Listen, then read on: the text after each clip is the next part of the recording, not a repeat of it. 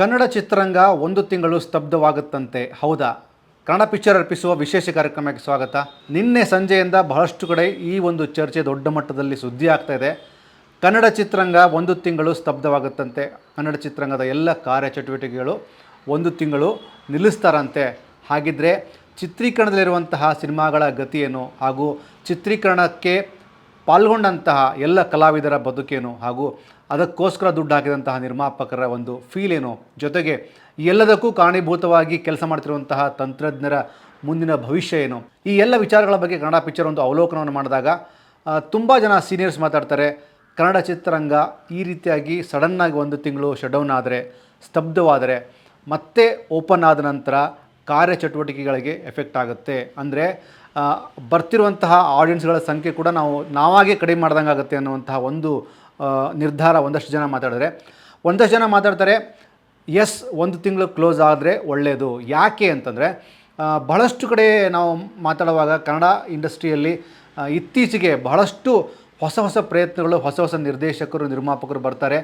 ತುಂಬ ಅದ್ಭುತವಾದ ಕಂಟೆಂಟ್ ಜೊತೆಗೆ ಸಿನಿಮಾಗಳನ್ನು ಮಾಡ್ತಾರೆ. ಆದರೆ ಆ ಸಿನಿಮಾವನ್ನು ದೊಡ್ಡ ಮಟ್ಟಕ್ಕೆ ಪ್ರಮೋಷನ್ ಮಾಡಿದರೂ ಸಹ ಸಿನಿಮಾಗಳನ್ನು ನೋಡೋದಕ್ಕೆ ಜನ ಥಿಯೇಟರ್ ಹತ್ರ ಬರ್ತಾ ಇಲ್ಲ. ಅದಕ್ಕೆ IPL ಕಾರಣನೋ, ಮಳೆ ಕಾರಣನೋ, ಅಥವಾ ಮಕ್ಕಳ ಎಕ್ಸಾಮ್ಸ್ ಕಾರಣನೋ, ಅಥವಾ ಮತ್ತೆ ಸ್ಕೂಲು ಕಾಲೇಜುಗಳು ಶುರು ಆಯಿತು ಅನ್ನೋಂತಹ ಒಂದು ಭಯನೋ, ಇದ್ಯಾವುದೂ ಗೊತ್ತಿಲ್ಲ. ಆದರೆ ಚಿತ್ರರಂಗಕ್ಕೆ ಎಕ್ಸಾಕ್ಟ್ಲಿ ಆದಂತಹ ಸಮಸ್ಯೆ ಏನು, ಕೊರತೆ ಏನು ಅನ್ನುವಂತಹ ನಿಟ್ಟಿನಲ್ಲಿ ಒಂದು ಪಕ್ಷಿನೋಟವನ್ನು ನೋಡಿದಾಗ ನಾವು ಮಾತಾಡ್ತೀವಿ. ಮುಂಚೆ ಎಲ್ಲ ತುಂಬ ಅದ್ಭುತವಾದಂತಹ ಕಥೆಗಳು, ಕಾದಂಬರಿಗಳು, ಸಿನಿಮಾಗಳಾಗ್ತಾಯಿದ್ದು. ಆಗ ದೊಡ್ಡ ಮಟ್ಟದ ಕ್ರೌಡನ್ನು ನಿರ್ದೇಶಕರು ಕ್ಯಾಪ್ಚರ್ ಮಾಡ್ತಾಯಿದ್ರು, ನಟರು ಅದಕ್ಕೆ ಸಪೋರ್ಟ್ ಮಾಡ್ತಾಯಿದ್ರು. ಈಗಲೂ ಕೂಡ ಆ ಥರದ ಸಪೋರ್ಟು ಎಲ್ಲ ದೊಡ್ಡ ಸ್ಟಾರ್ ನಟರಿಂದ ಇದ್ದರೂ ಸಹ ದೊಡ್ಡ ಸ್ಟಾರ್ ನಟರು ಕಡಿಮೆ ಸಿನಿಮಾಗಳನ್ನು ಮಾಡ್ತಾ ಇದ್ದಾರೆ. ಅತಿ ಹೆಚ್ಚು ಸಿನಿಮಾಗಳನ್ನು ಮಾಡಬೇಕನ್ನುವಂತಹ ಪಾಯಿಂಟ್ ಆಫ್ ವ್ಯೂ ಥಿಯೇಟ್ರ್ನ ಮಾಲೀಕರು ಹಾಗೂ ಥಿಯೇಟ್ರಲ್ಲಿ ಕೆಲಸ ಮಾಡುವಂಥವ್ರು ಮಾತಾಡ್ತಾರೆ. ಇದು ಒಂದು ಕಡೆ. ಮತ್ತೊಂದು ವಿಚಾರ, ಆದರೆ ಯಾವಾಗ ವಾರಕ್ಕೆ 8 ಸಿನಿಮಾ 10 ಸಿನಿಮಾಗಳು ನಿರಂತರವಾಗಿ ಬಿಡುಗಡೆ ಆಗ್ತಾ ಹೋದಾಗ ಪ್ರೇಕ್ಷಕರಲ್ಲಿ ಬರುವಂತಹ ಗೊಂದಲ, ಗುರು ನಾನು ಯಾವ ಸಿನಿಮಾವನ್ನು ನೋಡಲಿ ಅಂತ.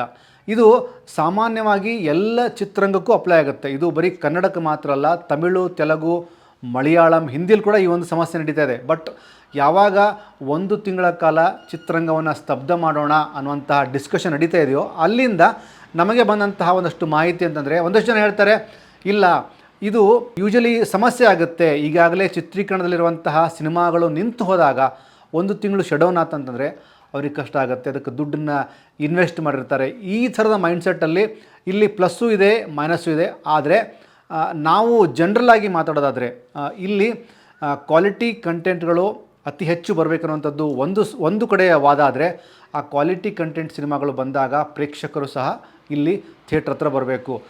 ನಾವು ಗಮನಿಸಿದಂತೆ ಪ್ರತಿ ವಾರವೂ 7ರಿಂದ 8 ಸಿನಿಮಾಗಳು ಬಿಡುಗಡೆ ಆಗ್ತವೆ. ಆದರೆ ಯಾವಾಗ 4 ಸಿನಿಮಾ ತುಂಬ ಅದ್ಭುತವಾದ ಸಿನಿಮಾಗಳಾಗಿದ್ದರೂ ಸಹ ಆ 4 ಸಿನಿಮಾಗಳನ್ನು ನೋಡೋದಕ್ಕೆ ಪ್ರೇಕ್ಷಕರ ಹತ್ರ ಒಂದೊಂದು ಸಾರಿ ದುಡ್ಡಿರೋದಿಲ್ಲ. ಹೀಗಾಗಿ ಇದು ಕೂಡ ಒಂದು ಮೇಜರ್ ಪಾಯಿಂಟನ್ನು ಪ್ಲೇ ಮಾಡುತ್ತೆ. ಹಾಗಿದ್ರೆ ಕನ್ನಡ ಪಿಕ್ಚರ್ ಒಂದು ಸೂಕ್ಷ್ಮವಾಗಿ ಇದನ್ನು ಒಂದು ಅವಲೋಕನ ಮಾಡಿ ನೋಡಿದಾಗ ಒಂದು ತಿಂಗಳು ಚಿತ್ರರಂಗವನ್ನು ಸ್ತಬ್ಧ ಮಾಡೋದು ಒಂದು ತರಹ ಎಫೆಕ್ಟ್ ಆದರೆ, ಮತ್ತೊಂದು ತರಹ ಈ ಒಂದು ವಿಚಾರದಲ್ಲಿ ಒಂದಷ್ಟು ಗಟ್ಟಿಯಾದಂತಹ ನಿರ್ಧಾರಗಳನ್ನು ಕರ್ನಾಟಕ ಚಲನಚಿತ್ರ ವಾಣಿಜ್ಯ ಮಂಡಳಿಯ ಅಧ್ಯಕ್ಷರು, ಉಪಾಧ್ಯಕ್ಷರು ಹಾಗೂ ಇಡೀ ಆಡಳಿತ ಮಂಡಳಿ ಕೂತು ಬಗೆಹರಿಸಿದಾಗ ಒಂದಷ್ಟು ಬದಲಾವಣೆಗಳು ಆಗ್ಬೋದು. ಆದರೆ ಒಂದು ತಿಂಗಳು ಶಟ್ಡೌನ್ ಆದ ನಂತರ ಬಹಳಷ್ಟು ಜನ ಕಾರ್ಮಿಕರಿಗೆ ಈ ವಿಚಾರದಲ್ಲಿ ಎಫೆಕ್ಟ್ ಆಗುವಂತಹ ಸಾಧ್ಯತೆ ತುಂಬ ಇದೆ. ಇದಕ್ಕೆ ರಾಕ್ಲೈನ್ ವೆಂಕಟೇಶ್ವರ ಆಗಿರ್ಬೋದು, ದೊಡ್ಡಣ್ಣವರಾಗಿರ್ಬೋದು, ಹಾಗೂ ಚಿತ್ರರಂಗವನ್ನು ತುಂಬ ಹತ್ತಿರದಿಂದ ಕಂಡಂತಹ ಹಿರಿಯರು ಹೇಳುವಂತಹ ಮಾತು, ಒಳ್ಳೊಳ್ಳೆ ಕಂಟೆಂಟ್ ಇರುವಂಥ ಸಿನಿಮಾಗಳನ್ನು ಮಾಡಿ, ಪ್ರಮೋಷನ್ ಮಾಡಿ, ಮ್ಯಾಕ್ಸಿಮಮ್ ಜನಗಳನ್ನು ಥಿಯೇಟ್ರ್ ಹತ್ರ ಕರೆಯುವಂತಹ ಪ್ರಯತ್ನವನ್ನು ಮಾಡಿ. ನೆಕ್ಸ್ಟು ಅದ್ಯಾವುದು ನಮ್ಮ ಕೈಲಿರೋದಿಲ್ಲ. ಇದು ಕನ್ನಡಕ್ಕೆ ಮಾತ್ರವಲ್ಲ, ಎಲ್ಲ ಭಾಷೆಗಳಲ್ಲೂ ಇದೇ ನಡೀತಾ ಇದೆ ಅನ್ನುವಂತಹ ಒಂದು ತುಂಬ ಹೆಲ್ದಿಯಾದಂತಹ ಚರ್ಚೆ ಎಲ್ಲರೂ ಮಾಡ್ತಾರೆ. ಹಾಗಿದ್ರೆ ಚಿತ್ರರಂಗ ಒಂದು ತಿಂಗಳ ಸ್ತಬ್ಧವಾಗುತ್ತೋ ಅಥವಾ ಇಲ್ವೋ?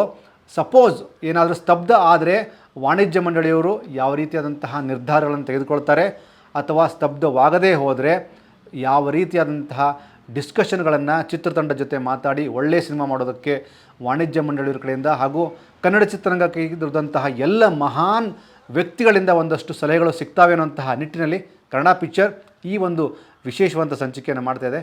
Thank you so much.